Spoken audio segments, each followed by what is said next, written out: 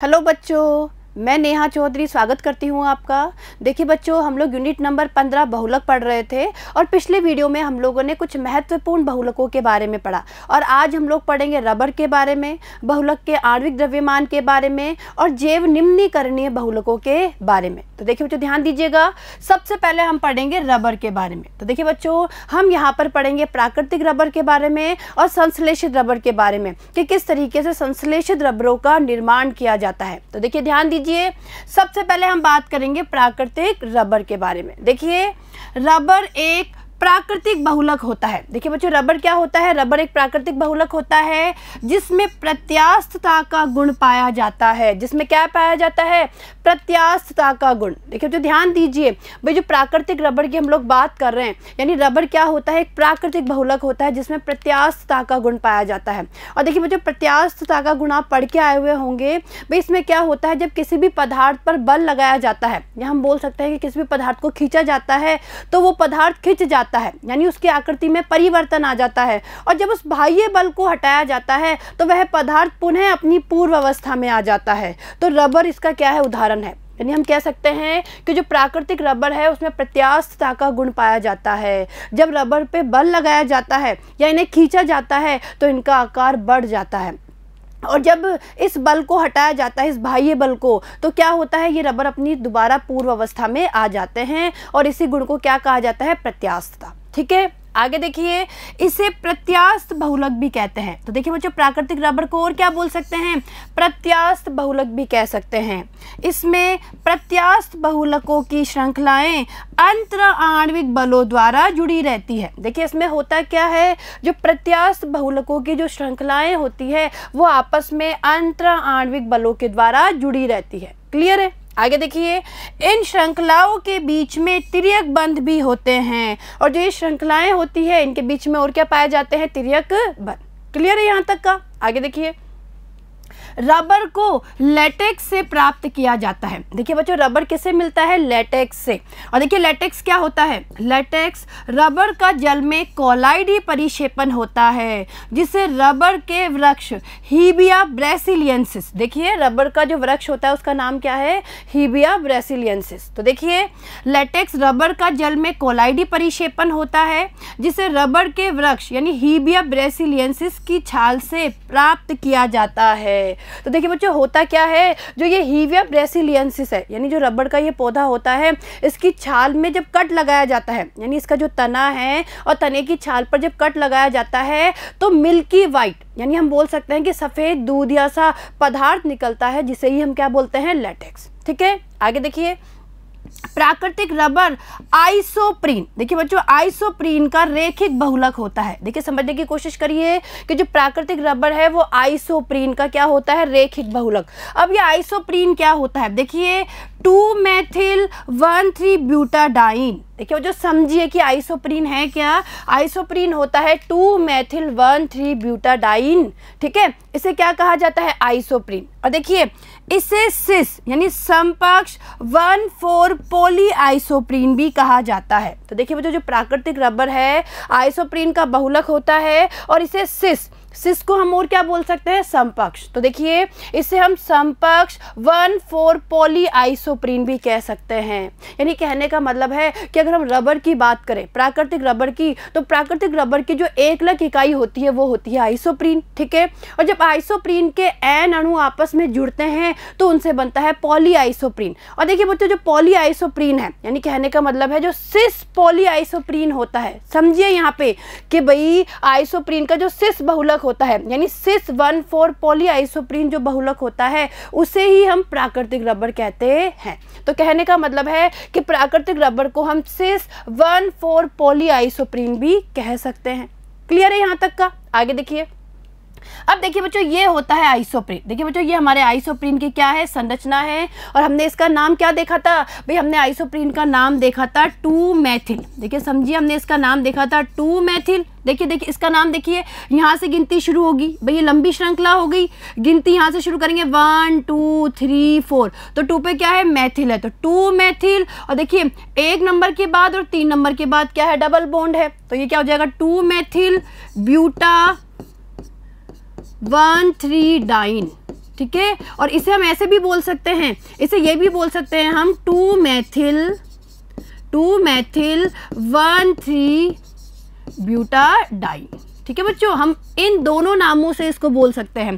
भाई जो आइसोप्रीन है इसका IUPAC नाम हम ऐसे भी बोल सकते हैं 2 मेथिल ब्यूटा 1,3 डाइन। ठीक है, या हम ऐसे बोल सकते हैं 2 मेथिल 1,3 ब्यूटाडाइन। ठीक है, तो ये क्या होता है आइसोप्रीन, और इस आइसोप्रीन का जो सिस है, या हम बोल सकते हैं कि सिस आइसोप्रीन का जो बहुलक होता है, यानी सिस आइसोप्रीन से जो बहुलक बनता है उसे ही हम प्राकृतिक रबर कहते हैं। ठीक है, आगे देखिए, समकक्ष पॉलीआइसोप्रीन अणु में विभिन्न श्रृंखलाएं आपस में दुर्बल वॉन्डरवॉल्स अन्योन्य क्रियाओं द्वारा जुड़ी होती है और कुंडलित संरचना बना लेती है। देखिए बच्चों, समझने की कोशिश करिए कि यहाँ पे होता क्या है। जो समकक्ष पॉलीआइसोप्रीन अणु होते हैं उनकी विभिन्न श्रृंखलाएं क्या करती है, आपस में दुर्बल वॉन्डरवॉल बल के द्वारा जुड़ी रहती हैं और कुंडलित यानी स्प्रिंग की नुमा कुंडलित संरचना बना लेती है। ठीक है, तो देखिए कुंडलित संरचना बना लेती है जिससे स्प्रिंग की तरह खींचा जा सकता है। तो देखिए इस तरीके से कुंडलित संरचना बना लेते हैं, और जो ये कुंडलित संरचना है इस पे जब बाह्य बल लगाया जाता है यानी इसे खींचा जाता है, समझिए बच्चों, ये कुंडलित संरचना बना लेते हैं जिस पे बाह्य बल लगाया जाता है यानी जिसे खींचा जाता है, तो ये कुंडलित संरचना थोड़ी खुल जाती है, यानी हम क्या हो जाती है, इनका आकार बढ़ जाता है। भाई क्या होगी, ये जो कुंडली नुमा संरचना है इन पे जब बल लगाया जाता है, स्प्रिंग की तरह इन्हें खींचा जाता है, तो क्या होगी, ये खुल जाएगी। ठीक है, और इनका आकार क्या हो गया, बढ़ गया। और जब इस बाह्य बल को हटा दिया जाता है, ठीक है, समझिए बच्चों कि जो बाह्य बल है इसे हटा दिया जाता है तो वापस ये अपनी पूर्व अवस्था में आ जाते हैं, और इसी कारण इनमें प्रत्यास्थता का गुण पाया जाता है। तो देखिए कुंडलित संरचना बना लेती है जिसे स्प्रिंग की तरह खींचा जा सकता है। भाई मैंने अभी आपको समझाया कि इसे क्या किया जा सकता है, स्प्रिंग की तरह खींचा जा सकता है, और इसी कारण इनमें प्रत्यास्थता का गुण होता है, यानी इसी कारण इनमें क्या पाया जाता है, प्रत्यास्थता का गुण। तो बच्चों आपको समझ में आया कि प्रत्यास्थता का गुण क्यों पाया जाता है हमारे रबर में, क्योंकि इनकी जो संरचना होती है वो कुंडलित संरचना होती है। यानी कैसी संरचना होती है, कुंडली नुमा, कुंडलित संरचना होती है, स्प्रिंग की तरह होती है जिसे खींचा जा सकता है, जिस पे बाह्य बल लगाया जा सकता है, और बाह्य बल लगाने पर क्या होती है, ये कुंडलित संरचनाएं खुल जाती है, इनका आकार बढ़ जाता है, और जब इस बाह्य बल को हटाया जाता है ये दोबारा अपनी पूर्व अवस्था में आ जाती है। ठीक है, और इसी गुण को कहते हैं प्रत्यास्थता का गुण। क्लियर है यहाँ तक का? चलिए आगे देखिए। अब देखिए बच्चों, देखिए ये हमारा क्या है, प्राकृतिक रबर है। देखिए बच्चों ये हमारा क्या है, प्राकृतिक रबर की संरचना है, और हम लोगों ने पढ़ा है कि जब आइसोप्रीन की इकाइयां आपस में जुड़ती है तो पॉलीआइसोप्रीन का निर्माण होता है, और जो सिस पॉलीआइसोप्रीन होता है, देखिए बच्चों समझने की कोशिश करिए कि जो सिस पॉलीआइसोप्रीन होता है उसे ही हम क्या बोलते हैं, प्राकृतिक रबर बोलते हैं। तो देखिए इस संरचना को अगर आप ध्यान से देखेंगे, देखिए ये हमारी प्राकृतिक रबर की संरचना है। देखिए मैं और जूम करके दिखाती हूँ आपको। देखिए बच्चों ये हमारे प्राकृतिक रबर की संरचना है, और आप ध्यान से देखेंगे इस प्राकृतिक रबर की संरचना को, तो देखिए ये हमारी सिस आइसोप्रीन की एक इकाई हो गई। ठीक है, इसी तरीके से देखिए ये हमारी सिस आइसोप्रीन की दूसरी इकाई हो गई, और ये सिस आइसोप्रीन की तीसरी इकाई हो गई, यानी ये क्या हो गया, सिस पॉलीआइसोप्रीन हो गया। और देखिए समझिए सिस कैसे है, भाई इसको समझिए, इस इकाई को अगर हम समझे, इस आइसोप्रीन इकाई को अगर हम लोग देखें तो देखिए बच्चों कार्बन कार्बन डबल बॉन्ड है, ये बीच में कार्बन कार्बन डबल बॉन्ड है, और देखिए यहाँ पे इस कार्बन पे और इस कार्बन पे समान समूह समान साइड है। देखिए यहाँ पे इस कार्बन पे भी इधर ऊपर की ओर CH2 और इसमें भी इधर ऊपर की ओर क्या है, CH2, और इसे ही कहा जाता है समपक्ष। देखिए इसे क्या कहा जाता है, समपक्ष कहा जाता है, या इसे हम सिस या इस तरीके से CIS सिस भी कह सकते हैं। ठीक है, तो ये हमारा क्या हो गया, प्राकृतिक रबर हो गया जो सिस पॉलीआइसोप्रीन होता है। क्लियर है? चलिए आगे देखिए। अब देखिए रबर का वल्कनीकरण। तो देखिए बच्चों अब हम लोग बात करेंगे रबर के वल्कनीकरण के बारे में। देखिए प्राकृतिक रबर उच्च ताप का मतलब है 335 केल्विन से ज्यादा, यानी ग्रेटर देन 335 केल्विन, उसकी बात हो रही है। तो प्राकृतिक रबर उच्च ताप पर नरम और निम्न ताप का मतलब है लेस देन 283 केल्विन, यानी 283 केल्विन से कम ताप पर उस निम्न ताप की बात हो रही है। तो देखिए बच्चों वापस ध्यान दीजिए, प्राकृतिक रबर उच्च ताप पर यानी 335 केल्विन से जो उच्च ताप है उस पर नरम, और निम्न ताप यानी 283 केल्विन से जो कम ताप है, निम्न ताप, उस पर भंगुर हो जाता है। यह उच्च जल अवशोषण क्षमता प्रदर्शित करता है। यह अध्रुवीय विलायकों में घुलनशील होता है और ऑक्सीकरण कर्मकों के आक्रमण के प्रति प्रतिरोधी नहीं होता। तो देखिए बच्चों, ये हमारे प्राकृतिक रबर की कुछ कमियां पाई जाती हैं। यानी कहने का मतलब है कि जो प्राकृतिक रबर है वो उच्च ताप पे नरम हो जाता है, निम्न ताप पे भंगुर हो जाता है, उच्च जल अवशोषण क्षमता प्रदर्शित करता है, अध्रुवीय विलायकों में घुलनशील होता है और जो ऑक्सीकारक होते हैं, यानी हम कह सकते हैं कि जो ऑक्सीकरण कर्मक होता है उनके आक्रमण के प्रति प्रतिरोधी नहीं होता है। ठीक है, आगे देखिए, अतः इसके भौतिक गुणों में सुधार के लिए इसका वल्कनीकरण किया जाता है। तो देखिए बच्चों, जो हमारे प्राकृतिक रबर है इसके भौतिक गुणों में सुधार करने के लिए क्या किया जाता है, इसका वल्कनीकरण किया जाता है। और देखिए बच्चों, ये बहुत इंपॉर्टेंट टॉपिक है, ये परीक्षा में पूछा भी जाता है। तो देखिए, इस प्रक्रिया में अपरिष्कृत रबर को सल्फर तथा उपयुक्त यौगिकों के साथ गर्म किया जाता है, जिससे द्विबंधों की अभिक्रियाशील स्थितियों पर सल्फर तिर्यक बंध बन जाते हैं। तो देखिए बच्चों, वल्कनीकरण में होता क्या है कि जो हमारा प्राकृतिक रबर होता है, जिसे हम बोल सकते हैं अपरिष्कृत रबर, उसे सल्फर तथा उपयुक्त यौगिकों के साथ क्या करते हैं, गर्म करते हैं, जिससे क्या होता है, द्विबंधों की अभिक्रियाशील स्थितियों पर सल्फर के तिर्यक बंध का क्या हो जाता है, निर्माण हो जाता है। इससे प्राप्त रबर को वल्कनीकृत रबर कहते हैं। और इस तरीके से जो रबर हमें प्राप्त होता है उसे क्या कहते हैं, वल्कनीकृत रबर। और वल्कनीकरण से क्या होता है, भौतिक गुणों में सुधार हो जाता है। ठीक है, आगे देखिए, वल्कनीकरण से रबर कठोर हो जाता है तथा इसकी प्रत्यास्थता बढ़ जाती है। तो वल्कनीकरण से क्या होता है, पहला तो रबर हमारा कठोर हो जाता है और दूसरा क्या होती है, इसकी प्रत्यास्थता बढ़ जाती है। तो देखिए बच्चों, समझ लीजिए कि किस तरीके से वल्कनीकरण होता है। देखिए यहाँ पे समझने की कोशिश करिए।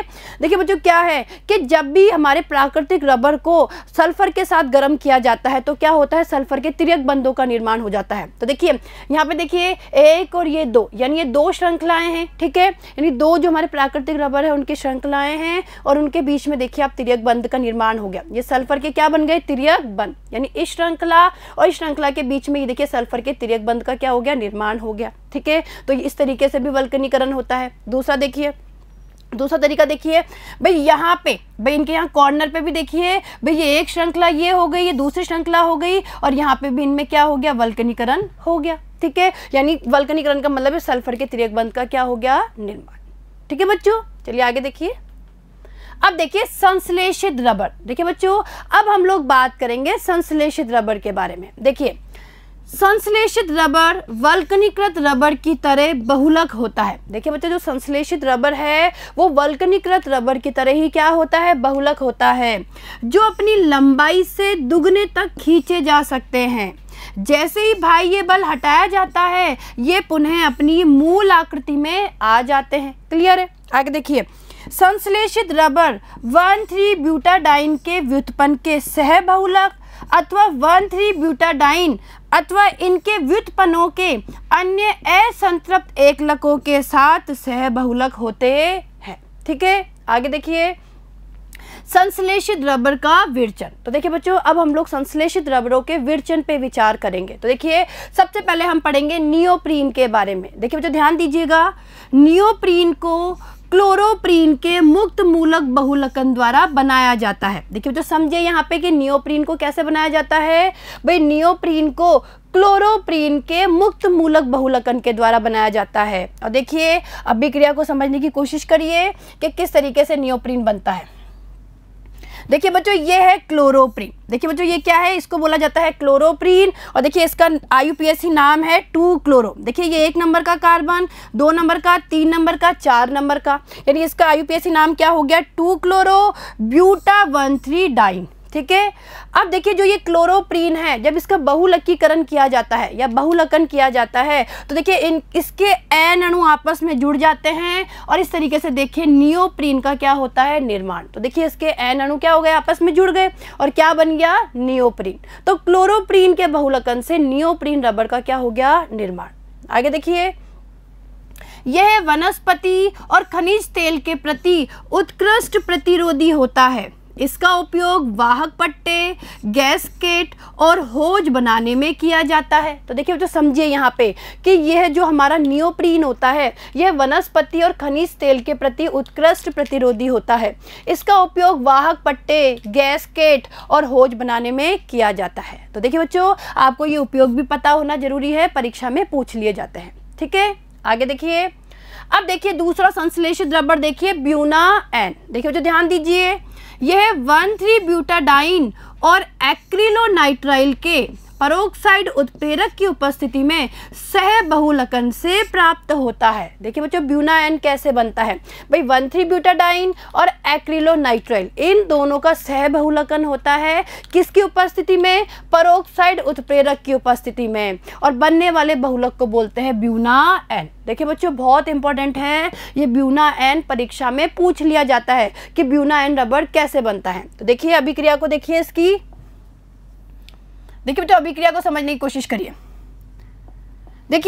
देखिए ये तो क्या है, ब्यूटा 1,3-डाइन। देखिए बच्चों ये क्या है, ब्यूटा 1,3-डाइन है जिसके एन अणु है, इसे हम बोलते हैं एक्रिलोनाइट्राइल। देखिए ये एक्रिलोनाइट्राइल है, CH2 डबल बॉन्ड CH और इस कार्बन से CN यानी साइनाइड समूह जुड़ा हुआ है, इसे कहा जाता है एक्रिलोनाइट्राइल और इसके भी एन अणु भाग ले रहे हैं, यानी एन अणु तो ब्यूटा 1,3-डाइन के और एन अणु भाग ले रहे हैं एक्रिलोनाइट्राइल के। ठीक है, परोक्साइड उत्प्रेरक की उपस्थिति में इनका सह बहुलकन होगा। ठीक है, दोनों आपस में जुड़ जाएंगे और देखिए दोनों इकाई जब आपस में जुड़ जाएगी यानी दोनों के एन अणु जब आपस में जुड़ जाएंगे तो देखिए बच्चों इस तरीके से देखिए हमारे संश्लेषित रबर ब्यूनाएन का क्या हो जाएगा, निर्माण। ठीक है, तो देखा आपने भाई दोनों के जो एन अणु है वो आपस में जुड़ गए और हमारे संश्लेषित बहुलक ब्यूनाएन का क्या हो गया, निर्माण हो गया।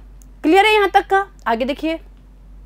अब देखिए यह पेट्रोल, स्नेहक तेल और कार्बनिक विलायकों के प्रति प्रतिरोधी होता है। देखिए बच्चों जो हम ब्यूनाएन की बात करें, ये ब्यूनाएन पेट्रोल, स्नेहक तेल और कार्बनिक विलायकों के प्रति क्या होता है, प्रतिरोधी होता है। इसका उपयोग तेल सील और टंकी के लिए अस्तर आदि बनाने में किया जाता है। और देखिए इसका उपयोग क्या कहाँ होता है, तेल सील यानी तेल सील में और टंकी के लिए अस्तर बनाने में। ठीक है बच्चों, चलिए आगे। अब देखिए बहुलकों का आणविक द्रव्यमान। तो देखिए बच्चों हम लोगों ने रबर के बारे में पढ़ लिया, जिसमें हम लोगों ने प्राकृतिक रबर के बारे में पढ़ा और संश्लेषित रबरों का भी हम लोगों ने अध्ययन किया। अब हम लोग बात करेंगे बहुलकों के आणविक द्रव्यमान के बारे में। तो देखिए ध्यान दीजिए, बहुलकों के गुण उनके आणविक द्रव्यमान, आकार और संरचना से संबंधित होते हैं। बहुलक श्रृंखला की लंबाई उनके संश्लेषण के दौरान अभिक्रिया मिश्रण में एकलकों की उपलब्धता पर निर्भर करती है। बहुलक प्रतिदर्श में विभिन्न लंबाई की श्रृंखलाएं उपस्थित होती है, इसलिए इनका आणविक द्रव्यमान सदैव एक औसत के रूप में व्यक्त किया जाता है। देखिए तो समझने की कोशिश करिए भाई होता क्या है, जो बहुलक प्रतिदर्श होते हैं उसमें विभिन्न लंबाई की श्रृंखलाएं होती है, यानी जो बहुलक है उसकी विभिन्न लंबाई की श्रृंखलाएं होती है और इसीलिए इनके आणविक द्रव्यमान को हमेशा औसत के रूप में ही व्यक्त किया जाता है। तो देखिए आगे, बहुलकों के औसत आणविक द्रव्यमान दो प्रकार के होते हैं। देखिए बच्चों जो बहुलकों के औसत आणविक द्रव्यमान होते हैं वो दो प्रकार के होते हैं। पहला देखिए संख्या औसत अणुभार और दूसरा देखिए भार औसत अणुभार। देखिए जो समझने की कोशिश करिए कि भाई जो इनके औसत आणविक द्रव्यमान होते हैं वो दो प्रकार के होते हैं। पहला संख्या औसत अणुभार और दूसरा है भार औसत अणुभार। ठीक है, और देखिए इसको दिखाया जाता है m और बेस में होता है n। ठीक है, m और बेस में n और ऊपर डैश होता है इनके, और इसे दर्शाया जाता है m बेस में w और डैश। ठीक है, इस तरीके से इनको प्रदर्शित किया जाता है। तो देखिए बच्चों संख्या औसत अणुभार को देखिए, संख्या औसत अणुभार बराबर बहुलक के नमूने का कुल भार और उसमें भाग दे दीजिए बहुलक अणुओं की कुल संख्या का। ठीक है, इस तरीके से हम संख्या औसत अणुभार को ज्ञात कर सकते हैं। आगे देखिए फॉर्मूला क्या हो गया, m n और ऊपर डैश है, तो ये फॉर्मूला हो गया n1 m1 plus n2 m2 plus n3 m3। ठीक है, इसमें हमने डिवाइड कर दिया n1 plus n2 plus n3। ठीक है, और देखिए जो डैश डैश का मतलब है यहाँ पे कि कितने भी एकलक अणु होते हैं तो उसके अकॉर्डिंग ये जो फॉर्मूला है वो सेट होता है। ठीक है, तो अब ये फॉर्मूला देखिए क्या निकल के आ गया, संख्या औसत अणुभार बराबर हो गया समीशन ni mi और उसमें भाग दे दिया समीशन ni का। क्लियर है। अब देखिए बच्चों यहाँ पे एन और बेस में जो आई है वो क्या है, ये है आई प्रकार के अणुओं की संख्या। और एम बेस आई की बात करें, जो एम आई है, एम बेस आई, ये क्या है, आई प्रकार के अणुओं का अणु भार। क्लियर है। आगे देखिए, इसी तरीके से देखिए भार औसत अणुभार की हम लोग बात करें तो देखिए इसके लिए formula W1 M1 plus W2 M2 plus W3 M3, और इसमें डिवाइड कर दिया W1 W2 W3, यानी W1 plus W2 plus W3 का। ठीक है। अब देखिए ये फॉर्मूला हमारा किस में चेंज हो गया, ये चेंज हो गया N1 M1 square, N2 M2 square plus N3 M3 square, और इसमें भाग दे दिया N1 M1 plus N2 M2 plus N3 M3। और देखिए बच्चों ऐसा क्यों हुआ, देखिए तो समझने की कोशिश करिए, क्योंकि जो W है, W बराबर होता है N M के। देखिए W बराबर होता है N M के। ठीक है, इसलिए ये हमारा फॉर्मूला इस तरीके से चेंज हो गया। और देखिए यहाँ पे जो कुल हमारा फॉर्मूला है उसे हम कैसे दिखा सकते हैं, भार औसत अणुभार के फॉर्मूले को summation N I M I का square upon summation N I M I के द्वारा, इस तरीके से भार औसत अणुभार के सूत्र को हम दिखा सकते हैं। ठीक है। आगे देखिए, अब देखिए बहुलकों के आणविक द्रव्यमान को रासायनिक और भौतिक विधियों द्वारा ज्ञात किया जा सकता है। अब देखिए बच्चों, जो बहुलकों के आणविक द्रव्यमान होते हैं उन्हें रासायनिक और भौतिक विधियों के द्वारा हम क्या कर सकते हैं, ज्ञात कर सकते हैं। चलिए आगे देखिए। अब देखिए जैव निम्नीकरणीय बहुलक, देखिए बच्चों अब हम बात करेंगे जैव निम्नीकरणीय बहुलकों के बारे में। तो देखिए ध्यान दीजिए, अनेक बहुलक पर्यावरणीय निम्नीकरण प्रक्रमों के प्रति सर्वथा प्रतिरोधी होते हैं और इस प्रकार बहुलक ठोस अपशिष्ट द्रव्यों के संचयन के लिए उत्तरदायी होते हैं। क्लियर है। इन ठोस अपशिष्टों से गंभीर पर्यावरणीय समस्याएं उत्पन्न होती है और यह काफी लंबे समय तक अनिम्नीकृत रूप से पड़े रहते हैं। आगे देखिए बच्चों, एलिफेटिक पॉलीएस्टर जैव निम्नीय बहुलकों का एक महत्वपूर्ण वर्ग है। कुछ महत्वपूर्ण उदाहरण निम्नलिखित है। तो देखिए बच्चों, अब हम जैव निम्नीकरणीय जो बहुलक है उनके कुछ उदाहरण पढ़ेंगे, जिसमें पहला देखिए पॉली बीटा हाइड्रोक्सी ब्यूटेरेट को बीटा हाइड्रोक्सी वैलेरेट। देखिए बच्चों बहुत इंपॉर्टेंट है, परीक्षा में पूछा जाता है, और इससे PHBV, देखिए ध्यान दीजिए, इसे PHBV के द्वारा भी प्रदर्शित किया जाता है और इसका पूरा नाम आपको पता होना चाहिए। देखिए पूरा नाम क्या है, पॉली बीटा हाइड्रोक्सी ब्यूटेरेट को बीटा हाइड्रोक्सी वैलेरेट। ठीक है। तो देखिए यह 3 हाइड्रोक्सी ब्यूटेनोइक अम्ल और 3 हाइड्रोक्सी पेंटेनोइक अम्ल के सह बहुलकन से प्राप्त होता है। तो देखिए जो समझिए ये कैसे बनता है, यह बनता है 3 हाइड्रोक्सी ब्यूटेनोइक अम्ल और 3 हाइड्रोक्सी पेंटेनोइक अम्ल के सह बहुलकन से। तो देखिए समझिए आगे। देखिए बच्चों इस अभिक्रिया से इसको समझने की कोशिश करिए।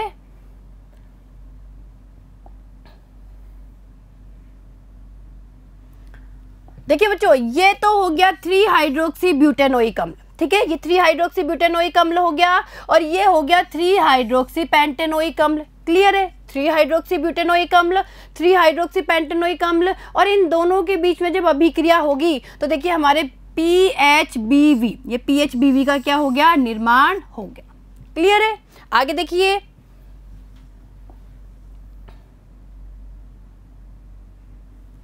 देखिए बच्चों PHBV का उपयोग विशिष्ट पैकेजिंग, अस्थियों में प्रयुक्त युक्तियों और औषधों के नियंत्रित मोचन में होता है।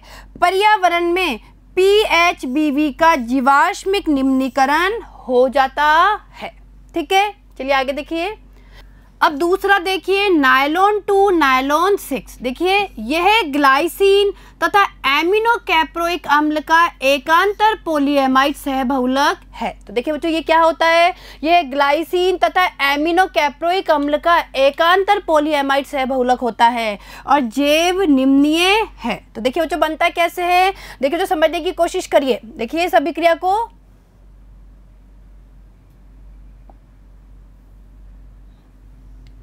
देखिए बच्चों, ये तो क्या है, ग्लाइसिन है। देखिए बच्चों, ये तो क्या है, ग्लाइसिन है, और ये है हमारा एमिनो कैप्रोइक अम्ल। देखिए ग्लाइसिन है, एमिनो कैप्रोइक अम्ल है, और इन दोनों के सहबहुलकन से, तो देखिए सहबहुलकन से क्या होता है, एन जल के अणु बाहर निकल जाते हैं। देखिए बच्चों, वापस समझने की कोशिश करिए कि यहाँ पे एन अणु तो भाग ले रहे हैं ग्लाइसिन के, और एन अणु भाग ले रहे हैं एमिनो कैप्रोइक अम्ल के। क्या होगा, इन दोनों के सहबहुलकन होगा, जल के अणु बाहर निकलेंगे, और देखिए नायलॉन 2 नायलॉन 6 का ये क्या हो गया, निर्माण हो गया। ठीक है, आया समझ में आपको? चलिए आगे देखिए। देखिए बच्चों, अब व्यापारिक महत्व के कुछ बहुलक। तो देखिए बच्चों, अब हम लोग बात करेंगे व्यापारिक महत्व के कुछ बहुलकों के बारे में। और देखिए बच्चों, परीक्षा में ये पूछे जाते हैं। देखिए बच्चों, परीक्षा में ये पूछे जाते हैं, तो देखिए इन्हें समझने की कोशिश कीजिएगा आप लोग। देखिए बच्चों, सबसे पहले हम बात करेंगे पॉलीमर का नाम। देखिए सबसे पहले अगर हम इधर बात करें, यहाँ दिए हुए हैं पॉलीमर का नाम, ये है एकलक इकाई। यहाँ पे आपको एकलक इकाई दी हुई है। इसी तरीके से देखिए यहाँ पे संरचना दी हुई है, और यहाँ दिए गए हैं उपयोग। ठीक है, तो ये एक टेबल है, इस टेबल में हमें व्यापारिक महत्व के कुछ बहुलक दिए गए हैं। और देखिए बच्चों, ये आपको पता होना चाहिए, क्योंकि इनकी संरचना, इनके उपयोग या इनकी एकलक इकाई पूछी जा सकती है। तो देखिए हम एक एक को लेके चलते हैं। सबसे पहले हम बात करेंगे पॉलीप्रोपीन के बारे में। देखिए जो पॉलीप्रोपीन है, उसकी एकलक इकाई क्या होती है, प्रोपीन होती है। देखिए जो प्रोपीन क्या होता है, CH2 डबल बॉन्ड CH3। देखिए बच्चों, ये होती है प्रोपीन। तो ये इसकी क्या होती है, एकलक इकाई होती है। और जब इसके एन अणु भाग लेते हैं, देखिए समझने की कोशिश करिए, इसके एन अणु भाग लेते हैं, योगज बहुलकन होता है। और देखिए इस तरीके से निर्माण होता है पॉलीप्रोपीन का। ये क्या हो गया, पॉलीप्रोपीन। ये क्या हो गया बच्चों, पॉलीप्रोपीन हो गया। और देखिए इसका उपयोग देखिए, रस्सियाँ, खिलौने, पाइप, रेशे आदि बनाने में। देखिए जो समझिए, यहाँ पे इनके उपयोग भी आपको पता होना चाहिए कि इनका उपयोग कहाँ किया जाता है। ठीक है, तो आपको दिख रहा होगा इनका उपयोग कहाँ किया जाता है। इनका उपयोग किया जाता है रस्सियाँ, खिलौने, पाइप आदि बनाने में। ठीक है बच्चों, तो ये हो गए इनके उपयोग। इसी तरीके से देखिए, अब हम दूसरे पॉलीमर की बात करें। दूसरा पॉलीमर है हमारा पॉलीस्टायरीन। देखिए बच्चों, दूसरा पॉलीमर हमारा क्या है, पॉलीस्टायरीन है। और पॉलीस्टायरीन की अगर एकलक इकाई की बात करें, तो एकलक इकाई होती है स्टायरीन। देखिए समझिए, स्टायरीन क्या होता है, CH2 डबल बॉन्ड CH, और इससे जुड़ा हुआ है C6H5। देखिए बच्चों, इसे कहा जाता है स्टायरीन। तो स्टायरीन के एन अणु इसमें भाग लेते हैं। और देखिए इसकी संरचना देखिए, ये संरचना होगी हमारी पॉलीस्टायरीन की। ये पॉलीस्टायरीन है। इसका उपयोग देखिए, विद्युत रोधी के रूप में, वस्तुओं को लपेटने के लिए, खिलौने, रेडियो और टेलीविजन कैबिनेट बनाने में। ठीक है, तो आपको ये उपयोग समझ में आए होंगे। ठीक है, चले नेक्स्ट। देखिए तीसरा, देखिए बच्चों, है पॉलीवाइनिल क्लोराइड। देखिए जो समझने की कोशिश करिए।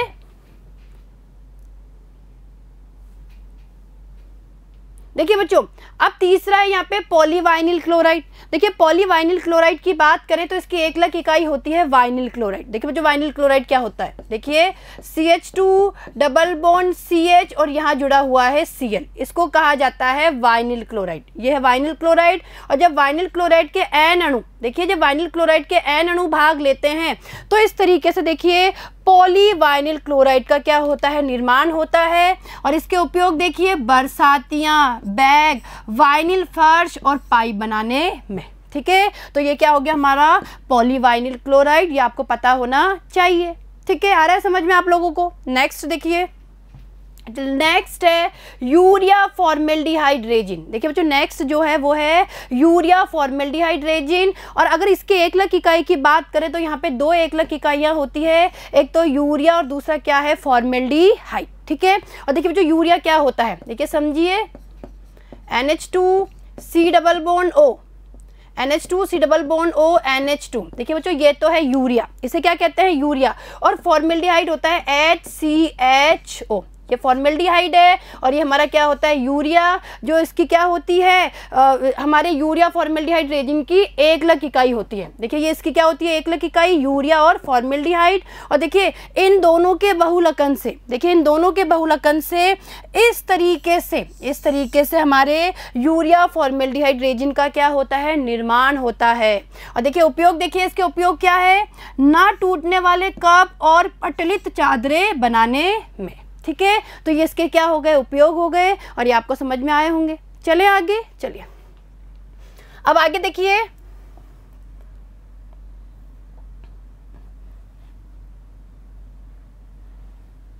देखिए बच्चों, नेक्स्ट जो पॉलीमर हमें दिया गया है वो है ग्लिप्टल। क्या है? ग्लिप्टल है। और इसकी एकलक इकाई क्या है? एथिलीन ग्लाइकोल और थैलिक अम्ल। देखिए बच्चों, एथिलीन ग्लाइकोल और थैलिक अम्ल क्या है? इसकी इकाई है। और देखिए समझ लीजिए एथिलीन ग्लाइकोल क्या होता है, मैं यहाँ लिख के बना रही हूँ आपको। देखिए बच्चों, ये तो होता है एथिलीन ग्लाइकोल। देखिए बच्चों, ये दोनों तरफ OH है, OH और ये OH है। ये तो हो गया एथिलीन ग्लाइकोल। और थैलिक अम्ल की हम लोग बात करें, देखिए बच्चों, थैलिक अम्ल होता है ये है थैलिक अम्ल। देखिए बच्चों, समझिए H है ये, COOH। तो देखिए बच्चों, ये तो हमारा क्या हो गया? Ethylene glycol. ये एथिलीन ग्लाइकोल है और ये हमारा क्या है? थैलिक अम्ल है। और इन दोनों के बहुलकन से ग्लिप्टल का निर्माण होता है। और देखिए संरचना देखिए, ये देखिए हमारी इसकी क्या है? ग्लिप्टल की संरचना है। ठीक है। और इसका उपयोग देखिए बच्चों, उपयोग देखिए, प्रलेप और प्रलाक्ष बनाने में ये इसका क्या हो गया? उपयोग हो गया। ठीक है। अब नेक्स्ट देखिए बच्चों, जो नेक्स्ट पॉलीमर है वो है बेकेलाइट। हम लोग बेकेलाइट के बारे में बहुत अच्छे से पढ़ के आए हैं कि फिनोल और फॉर्मेल्डिहाइड। भाई इसकी एकलक इकाई क्या होती है? फिनोल और फॉर्मेल्डिहाइड। देखिए बच्चों, ये तो होता है फिनोल, ये तो होता है फिनोल और ये होता है हमारा फॉर्मेल्डिहाइड। ठीक है। और इन दोनों के बहुलकन से, यानी इन दोनों के बहुलकन से हमारे इस तरीके से बेकेलाइट का क्या होता है? निर्माण होता है। हम लोग पढ़ के आए हुए हैं कि सबसे पहले तो वहाँ पे नोवोलक बनता है और जो नोवोलक की श्रृंखलाएं होती है उनके बीच में तिर्यक बंध बनने से बेकेलाइट का निर्माण होता है। और देखिए इसके उपयोग देखिए, कंघियाँ, वैद्युत स्विचों, बर्तनों के हत्थे और कंप्यूटर डिस्क बनाने में। ठीक है। तो ये इनके क्या हो गए? उपयोग हो गए। तो देखिए बच्चों, ये जो हमने व्यापारिक महत्व के पॉलीमर या बहुलक पढ़े तो ये आपको पता होना चाहिए। इनकी एकलक इकाई आपको पता होनी चाहिए, परीक्षा में एकलक इकाई पूछी जाती है। साथ ही साथ आपको इनके उपयोग भी पता होना चाहिए। ठीक है। और ये पॉलीमर्स आपको समझ में आए होंगे। ठीक है बच्चों। और देखिए बच्चों, इसी के साथ हमारी ये यूनिट समाप्त हो गई है। और देखिए बच्चों, ये यूनिट बहुत आसान है। इसमें बहुलकों के बारे में ऐसे के ऐसे प्रश्न पूछे जाते हैं, तो लिख लिख के आप इसकी प्रैक्टिस करिए। और अब आगे आने वाले वीडियो में हम लोग अभ्यास प्रश्नों के ऊपर चर्चा करेंगे। ठीक है। धन्यवाद।